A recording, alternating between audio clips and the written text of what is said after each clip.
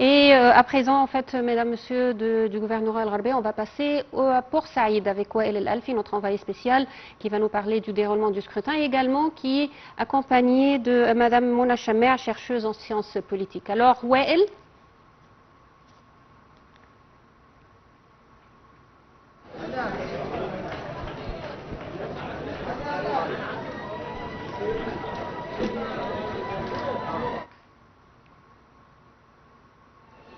Bonjour chers téléspectateurs. Alors de nouveau nous sommes avec vous en direct pour la couverture. Bonjour chers téléspectateurs. Alors de nouveau nous sommes avec vous aujourd'hui en direct pour la couverture de l'événement le plus crucial et important pour l'Égypte et les Égyptiens. Élection sénatoriale 2025. Nous sommes précisément à la ville de Port Saïd et devant le scrutin placé à l'endroit de l'école primaire El Mouminin au district est de la ville de Port Saïd. L'affluence avec le commencement du jour à 9 h du matin était vraiment considérable et très grande. Et surtout avec la catégorie des jeunes ce matin dès le commencement du jour. Mais on espère, puisque ce n'est pas un jour de congé, on espère que pour les âgés, au cours de la journée, ça va augmenter.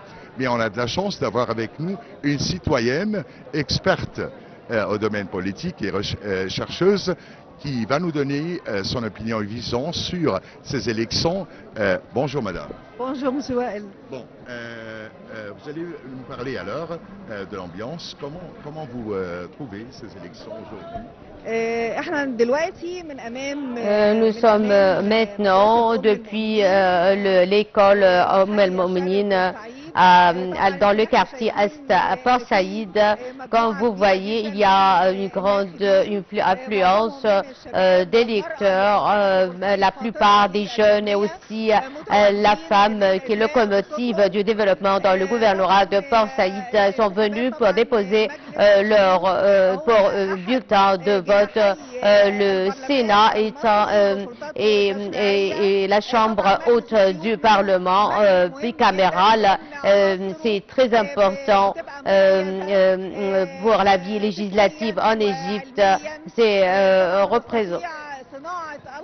Il contribue à la prise de décision et à l'adoption de politiques.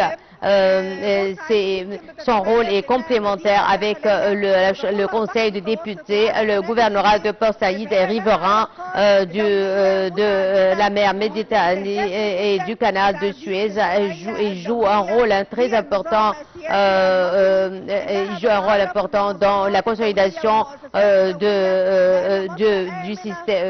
du système politique en Égypte et contribue largement à informer le monde entier à travers ce scrutin que l'Égypte est stable et bien sécurisée sous la bonne gouvernance de son Excellence le Président de la République Abdel Fattah el-Sisi.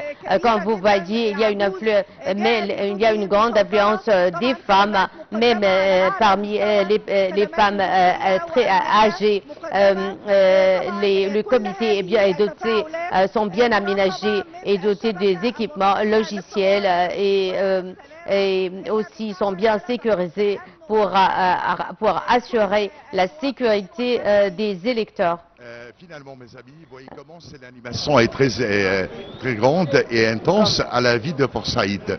Tout le monde sont venus, c'est-à-dire les électeurs et citoyens, sont venus pour participer à ces élections sénatoriales et participer à exercer leurs droits politiques et démocratiques dans cette opération électorale.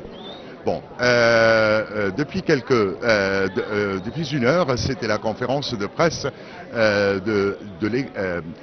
du directeur exécutif de l'autorité nationale des élections qui était toujours en observation et surveillance avec les juges dans les scrutins et dans les bureaux électoraux partout en Égypte et dans tout le gouvernorat pour surveiller l'opération électorale qui s'est marchée bien sûr jusqu'à présent dès le commencement du jour dans le bon sens.